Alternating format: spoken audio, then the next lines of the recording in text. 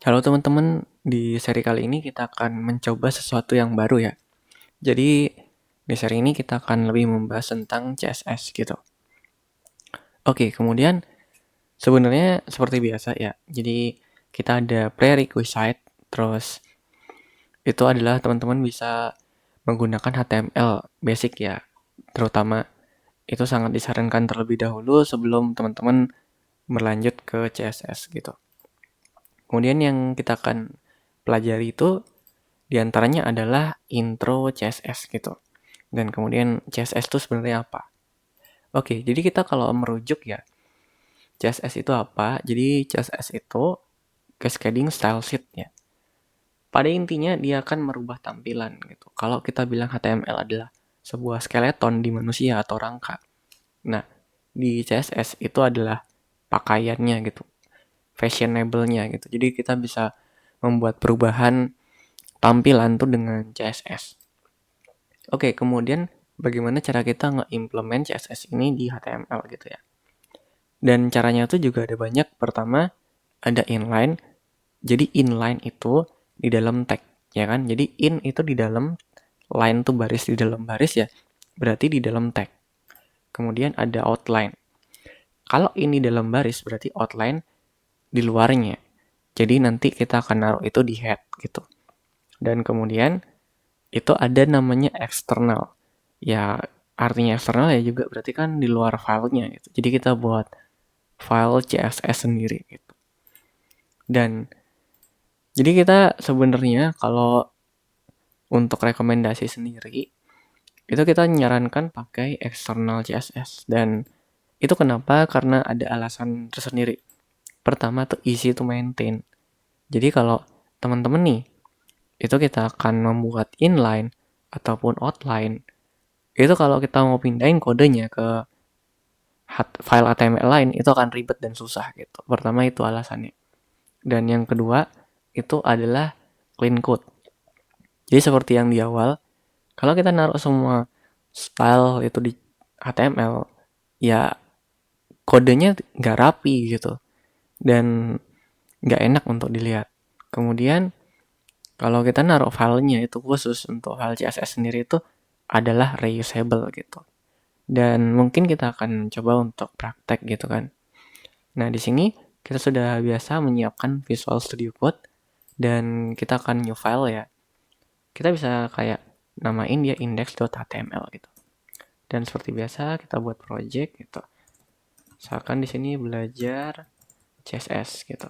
Dan di sini kita punya satu tag H1 misalkan.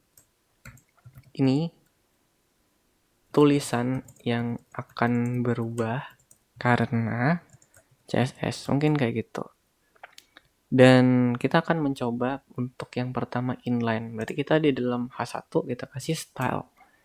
Stylenya itu caranya misalkan dengan kita pakai color, misalkan kita pakai green gitu. Misalkan green, kemudian kita pakaiin go live gitu. Kita live server dan di sini kita lihat tulisannya akan berwarna hijau gitu ya. Oke, ini untuk yang penerapan inline. Dan kemudian kalau kita pakai yang outline, kita nggak akan nulis di H1-nya. Kita akan nulis di head-nya. Tapi caranya kita nulis text style di sini dan kita akan nulis hal yang sama, tapi dengan cara yang sedikit berbeda. Color misalkan red gitu. Kita sudah simpen, kemudian kita lihat tulisannya akan berubah di sini warnanya merah gitu. Dan itu adalah penerapan untuk outline-nya. Dan muncullah pertanyaan kalau misalkan kita punya lagi file gitu kan. Misalkan kita punya file namanya book.html, ya kayak gini.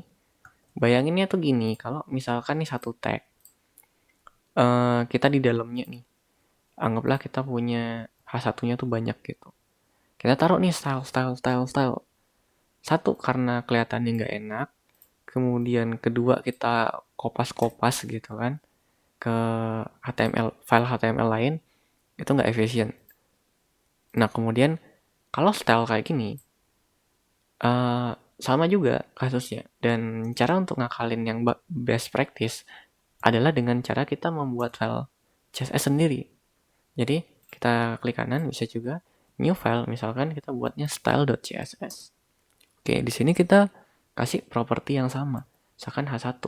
H1 tadi dengan color, propertinya dan value-nya kita kasih blue misalkan. Nah, terus caranya kita make, kita kan perlu istilahnya pakai file CSS itu gimana cara importnya. Itu teman-teman kalau di VS Code itu kita bisa pakai emmet biar cepat, misalkan linknya CSS, udah. Jadi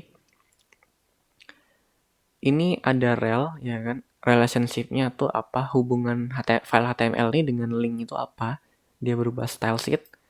Kemudian di sini ada href, ya kan, jadi referensinya kemana, referensinya tuh ke file style.css yang di sini.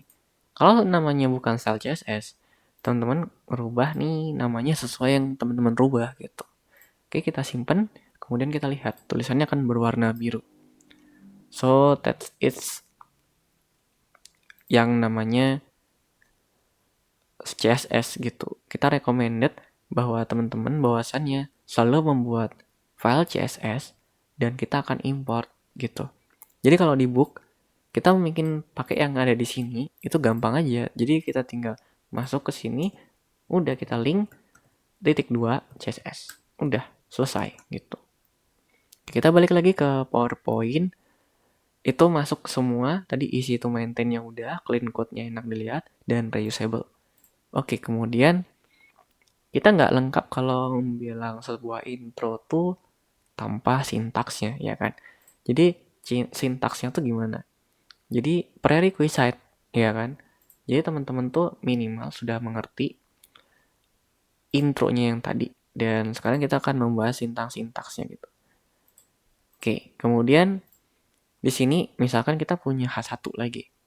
Nah, di sini ini sebagai gambaran bagaimana cara menuliskan kode CSS gitu. Dan di sini kalau yang di depan ini itu namanya selektor. Jadi entah selektornya tuh bisa dari tag, bisa dari kelas, bisa dari ID, ataupun bisa grup ataupun gabungan, dan itu mungkin kita akan bahas di video yang terpisah.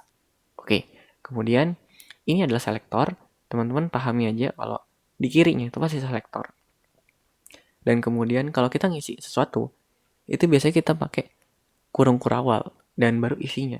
Dan isinya itu apa? Isinya itu ada properti. Properti ini contohnya seperti color dan font size. Itu yang biru tulisannya. Dan kemudian setiap properti atau setiap pengaturan tentu pasti punya nilai. Dan nilainya juga teman-teman bisa lihat di sini. Nilainya itu adalah yang coklat. Oke? Jadi apapun CSS-nya, teman-teman bisa langsung ngerti kalau yang di kiri tuh propertinya ini gitu. Dan terus di kanan tuh pasti value atau nilainya gitu. Dan ya mungkin itu yang bisa aku bahas. Jadi aku selalu punya tagline, yaitu adalah jangan pernah untuk berhenti belajar gitu.